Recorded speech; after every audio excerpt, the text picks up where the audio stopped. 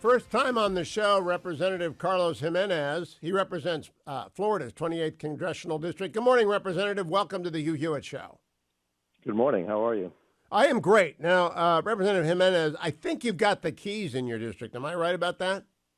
Yes, I do. Yeah, no, that makes for a very interesting congressional district, doesn't it?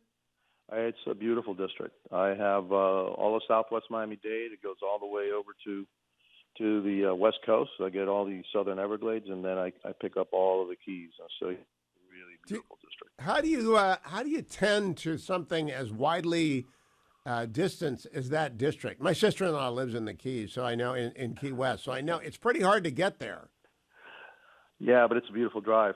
So, yeah. A lot of times I'll take my wife and we go down there and for the events in the Keys, and it is a beautiful drive. And so I never tire of going down there. It's just if you go down there, you know how beautiful that drive is. You get the overseas highway, and so yeah. And I'm a little strange because I actually like to drive. So I like to drive, and she likes to be driven, and so. It works. It works. Yeah, now, I invite you on today, and I have Chairman Gallagher coming on as well, because yesterday Mayor Suarez of Miami did not know anything about the Uyghurs. You're on the Select Committee on Engagement with the Chinese Communist Party. Mm-hmm. You've had hearings on the Uyghurs. I thought the silver lining in the gaffe was that we would talk about the Uyghurs a lot, and that happened yesterday. I am also a little taken aback by the mayor suggesting I mispronounce Uyghurs. There's really only one way to pronounce it, which is Uyghur. Am I right about my pronunciation? You're absolutely 100% right. As a matter of fact, after you pronounced it, he pronounced it, and he said, "Yes, the Uyghurs? Yeah, what's the Uyghurs?" So his little lame excuse at 1 o'clock that, of course, he knew what the Uyghurs, what they are, who they are, and that they've been oppressed in China. It's just that he didn't understand your pronunciation, and so that's again a lame excuse for not knowing about the Uyghurs. Look, this is a pattern with him. I accused him of. He said he did not vote for Donald Trump in 2016, did not vote for Donald Trump in 2020, and so I said that he voted for Hillary and he voted for Joe Biden. 7 years later, he goes, no, I actually wrote in Marco Rubio and I wrote in Mike Pence in 2020. Again, this is a bad pattern, and so that is a lame excuse. You pronounced it exactly the way that I've always heard it. As a matter of fact, he repeated it. So, again, I don't buy that argument at all. I'm going to come back to the Uyghurs in just a moment and to the Select Committee. But what is the deal with the mayor? What's his standing in Florida? Why do you think he's running? I mean, there's just really no room on the stage, and I don't know that he gets to 40,000 donations or 1%. I haven't finished the idea. I've been a critic of his. He has for me, no chance, and he shouldn't be running. He has no experience to be the president of the United States.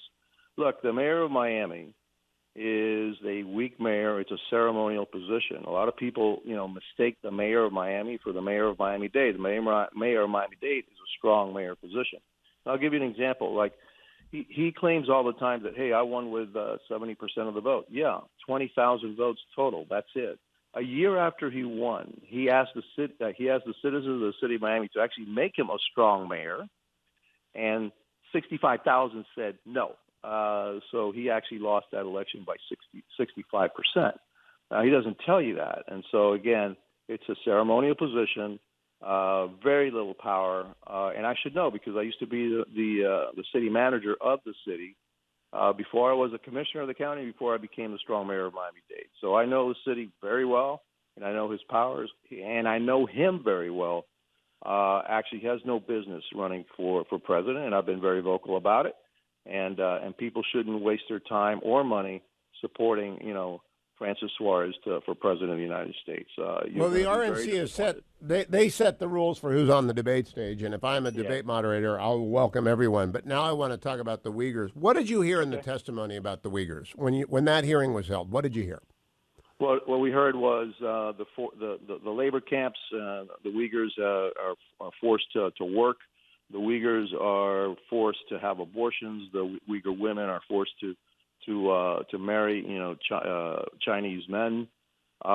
They've been persecuted, and so it's horrible what's happening to the Uyghurs. And look, it's also horrible that American companies use that labor, and that labor is being used to produce a lot of products that the Chinese produce. The Chinese have also done something interesting. They try to launder their products, and so there are sanctions against the use of forced labor, et cetera. But then what they do, they use the forced labor of the Uyghurs to make parts, and then they ship the parts, let's say, to Vietnam where they assemble it.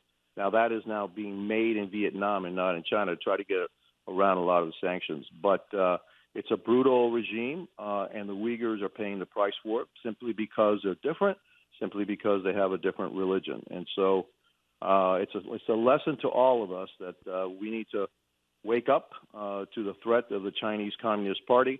Because, first today it's the Uyghurs, tomorrow it could be you and me. Now, Representative Gimenez, you were born in Cuba, so you have firsthand experience with dictatorships and with communists. I don't know that a lot of America does, so that when I talk about Cold War 2.0, I don't think they actually know that we're in it. Do you think we're in it? Yeah, we're in it, and we should be in it. Look, we need to decouple economically from China. Every dollar that we send to China is going to be used against us, is being used against us. The Chinese are undermining American interests everywhere around the world. And one of the places really it concerns me is in my own hemisphere, our own hemisphere. They're down in South America. They have space tracking stations down there. They're become Brazil's number one trading partner. They get a lot of the raw materials for their products from South America, especially a lot of the rare earth minerals are coming from South America, the lithium, all those materials are coming from the Amazon Triangle. They own ports on both sides of the Panama Canal. We know now that they have a spy station, reactivated spy station of the Soviets in Cuba. They're in negotiations to have training exercises in Cuba. They're in the Bahamas. They're everywhere. And then around the world, obviously, with their Belt and Roads Initiative, they trying to undermine American interests, gaining access or producing. You really look at what they do is that they produce, they build infrastructure that's a lot of it is port related, either airport or seaport related, and I think it's their attempt to try to control trade around the world. My friend Michael Oren, who is Israel's ambassador to the United States, defends the fact that they're building the port in Israel.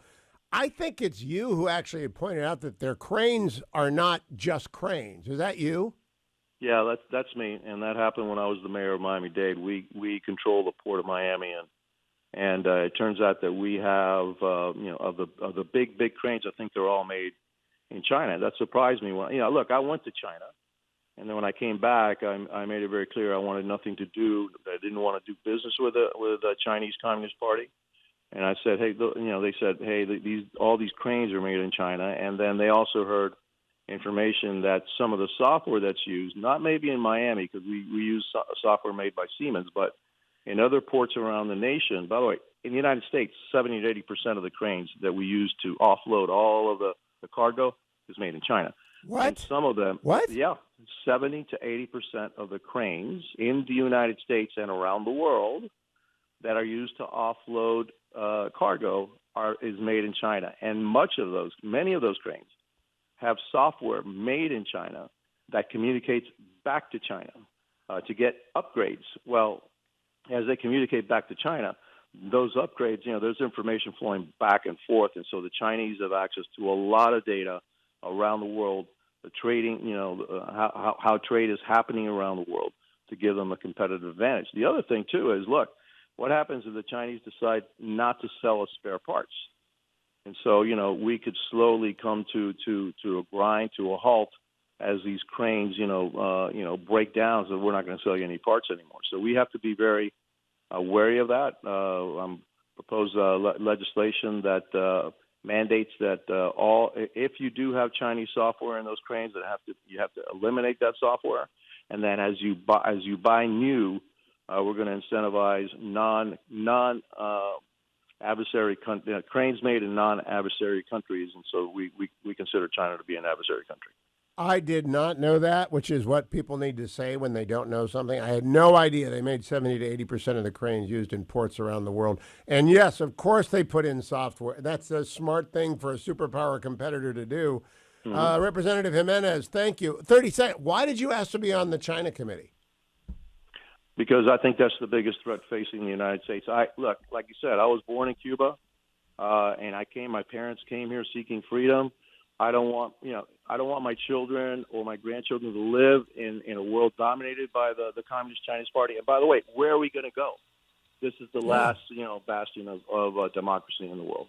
You can follow the representative on Twitter at Rep Carlos, which is one of the better Twitter handles I've ever seen, Rep Carlos. And I'm going to be talking with your chairman later and scolding him for not telling me about the cranes, Representative Gimenez. Thank you so much for joining me.